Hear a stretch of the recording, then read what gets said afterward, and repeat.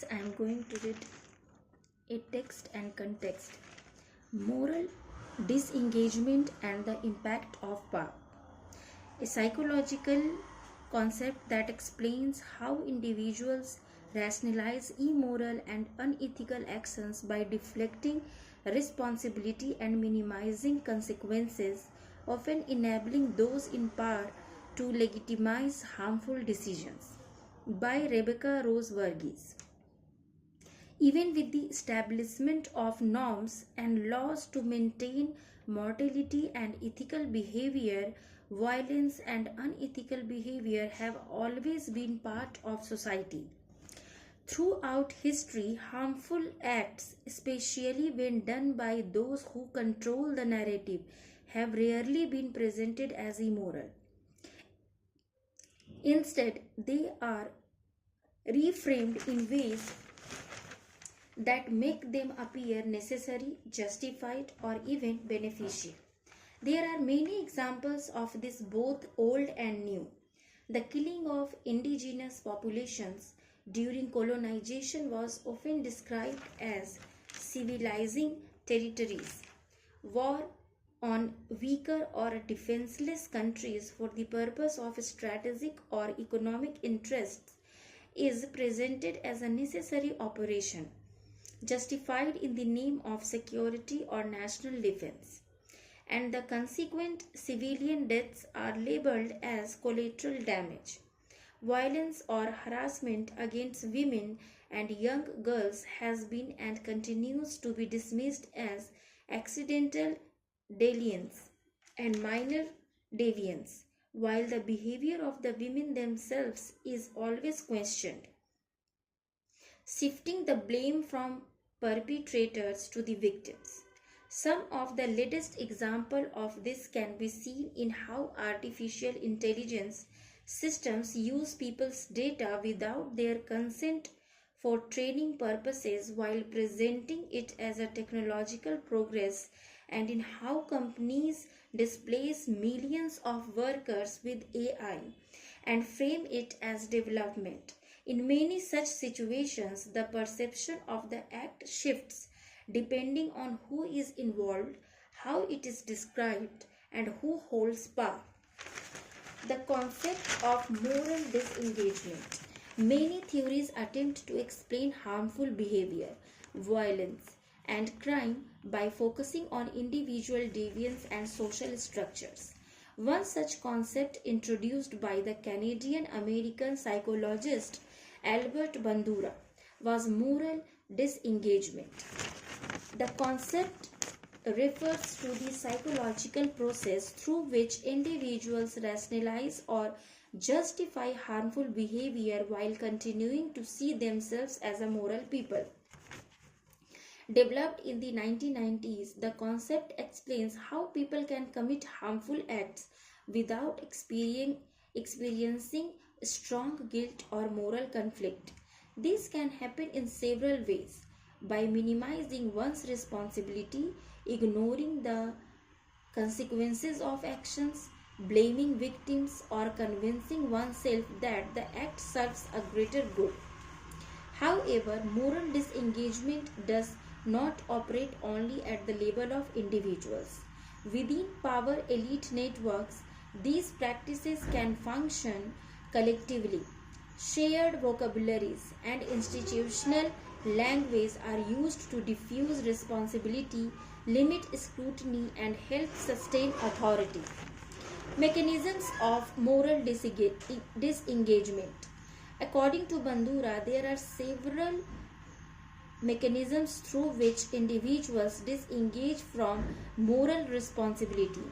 One of these is moral justification, where harmful actions are framed as having a moral purpose, such as protecting national security or defending citizens.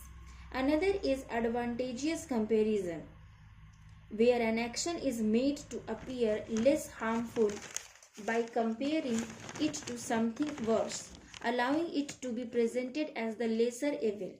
Displacement of responsibility occurs when individuals or institutions believe that they are not personally accountable for the action, as they are simply following orders, a dynamic often discussed in relation to violence by soldiers. Similar to this is the idea of diffusion of responsibility, where accountability becomes spread across actors, such that it becomes difficult to pinpoint who is responsible for the deed. Distortion of consequences involves minimizing or ignoring the harm caused by an action, especially when the consequences appear distant or abstract.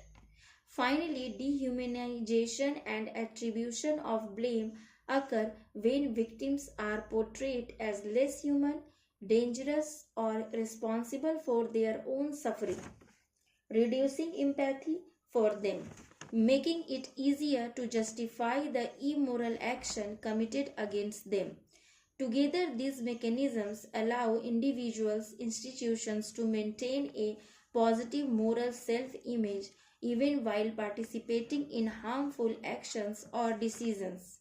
Moral disengagement, therefore, does not mean that people lack morality.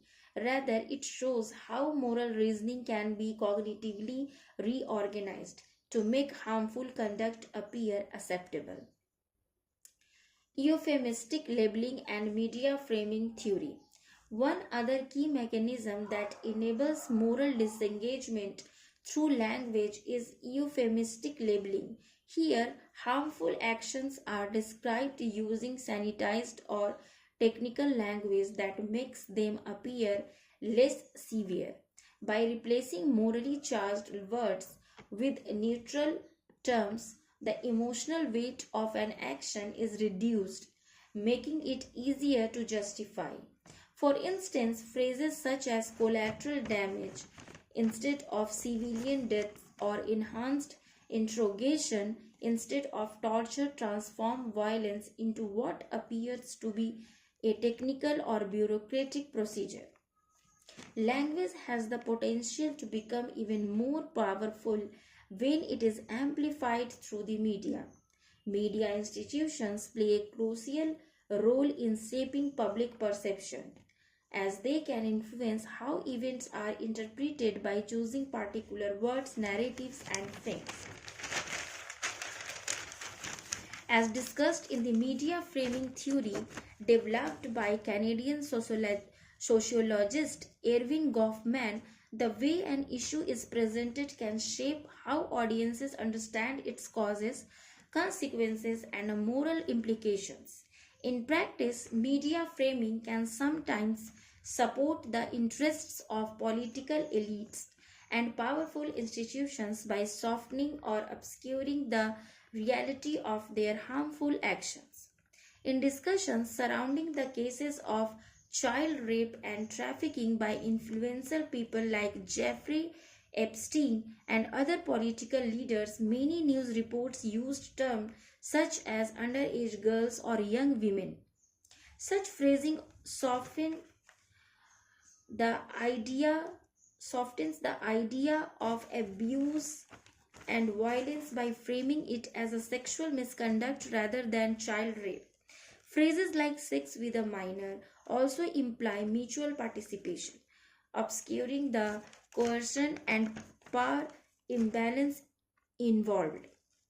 Similarly, in this case, bureaucratic language was used that often refer to terms like a network, client list, or recruitment, which made the operation sound like a corporate enterprise rather than an organized system of sexual exploitation. Euphemistic language is also common in military contexts. In discussions of military operations in places such as Gaza, terms like airstrikes, collateral damage, or security operations can replace more direct descriptions such as bombing residential areas or killing civilians. Technical and euphemistic language reframes violence as strategic or procedural rather than highlighting human suffering with the neutral nature of the terminology, often reducing the emotional and ethical impact of a situation. Moral disengagement and power. Moral disengagement becomes particularly significant in systems of power.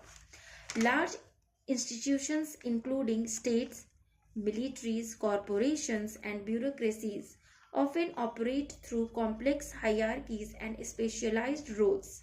Within such systems, responsibility can easily become fragmented.